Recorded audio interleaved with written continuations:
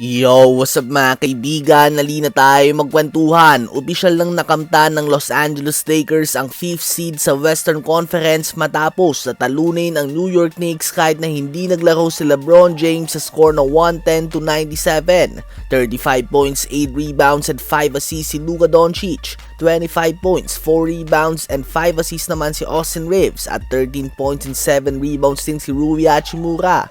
Dahil nga sa panalo na ito mga kaibigan ay tabla na sila ng Denver Nuggets sa record na 39 wins and 25 losses. Subalit hawak nga ng Lakers ang tiebreaker advantage kaya naman sila nasa 5th seed. Nakuha naman ng Miami Heat ang kanilang ikalimang sunod na panalo. Tinalo nga nila ang number 1 seed sa East sa Detroit Pistons sa score na 121-110. 25 points and 6 rebounds si Tyler Hero. 24 points, 9 rebounds and 6 assists si Bam Adebayo. 19 points, 6 rebounds and 7 assists si Jaime Jaquez Jr. at 12 points and 6 rebounds naman si Kelly Ware.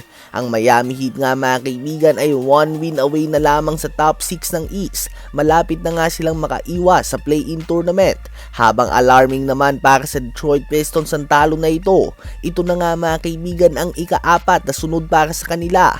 May 3 game pa din naman sila na advantage sa number 2 seed Boston Celtics. Subalit hindi nga maganda ang timing nito na nagsastruggle sila kung kailan malapit nang mag-umpisa ang playoffs.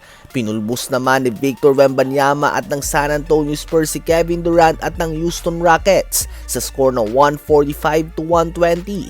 29 points, 8 rebounds and 4 blocks si Wemby on 9 of 13 shooting sa field. 23 points and 5 assists din si Stephen Castle.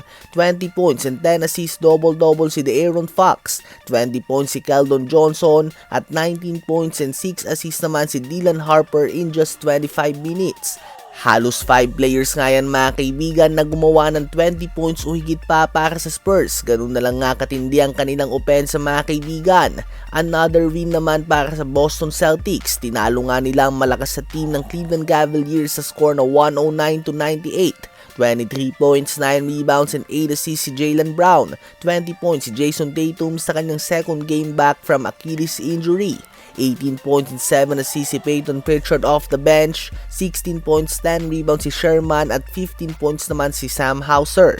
Halos hindi naman magbintis mga kaibigan ng former number 1 overall pick Paolo Banchero sa naging tapatan ng Orlando Magic at ng Milwaukee Bucks. Nagtala siya ng 33 points on 12 of 16 shooting sa field sa loob lamang ng 29 minutes of playing time.